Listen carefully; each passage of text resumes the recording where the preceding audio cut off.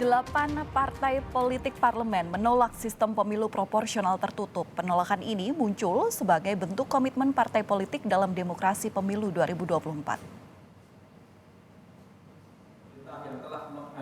Pertemuan 8 partai politik yang memiliki kuota di DPR yang berlangsung di Dharma Wangsa Jakarta Selatan ini diinisiasi oleh Partai Golkar.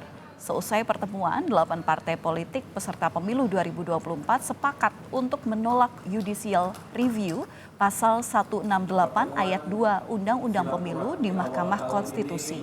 Pertemuan ini menghasilkan 5 butir poin, salah satunya menolak proporsional tertutup demi menjaga komitmen demokrasi. Partai yang bergabung dalam pertemuan ini dan memberikan statement ada 8 partai. Pada sikap Sebanyak 8 fraksi dari total 9 fraksi di DPR kompak membuat pernyataan sikap menolak pemilu 2024 kembali menggunakan sistem proporsional tertutup atau hanya mencoblos lambang partai. Pertemuan yang diinisiasi oleh Partai Golkar berlangsung di Hotel Dharma Wangsa Minggu siang. Pemilu proporsional tertutup merupakan kemunduran bagi demokrasi kita. Di lain pihak, sistem pemilu proporsional terbuka merupakan perwujudan dari demokrasi yang berasaskan kedaulatan rakyat, di mana rakyat dapat menentukan calon anggota legislatif yang dicalonkan oleh partai politik. Kami tidak ingin demokrasi mundur. Jangan sampai ada hak rakyat dalam kehidupan demokrasi ini yang dirampas. Jika terjadi sistem pemilu tertutup, maka rakyat tidak bisa memilih secara langsung wakil-wakil rakyatnya. Padahal kita ingin semua menggunakan haknya dan tidak seperti membeli kucing dalam karung. Sementara itu, Partai Gerindra yang disebut berada di kubu 8 parpol penolak sistem proporsional tertutup tidak hadir di pertemuan ini. Tapi Partai Golkar yakin komunikasi dengan Gerindra sudah solid.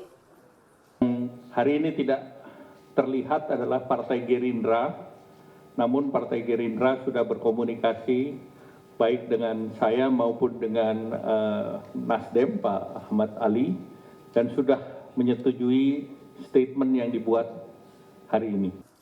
Sebelumnya, Ketua Umum Gerindra Prabowo Subianto menegaskan Partai Gerindra menolak sistem pemilu proporsional tertutup. Prabowo menilai sistem pemilu proporsional terbuka lebih demokratis dan mewakili rakyat. Kita dari bawah semua ya seluruh anggota menghendaki terbuka. Ya, kita menghendaki terbuka karena lebih banyak kemungkinan keterwakilan. Jadi umpamanya di suatu dapil ada 6 calon dari partai, bisa mewakili, ada yang perempuan, ada yang pemuda, ada yang ulama, ada yang buruh, ada yang petani ya. Jadi kita melihat yang terbuka itu lebih membuka keterwakilan, lebih demokratis. Satu-satunya fraksi yang mendukung kembali ke sistem proporsional tertutup hanya fraksi PDI Perjuangan.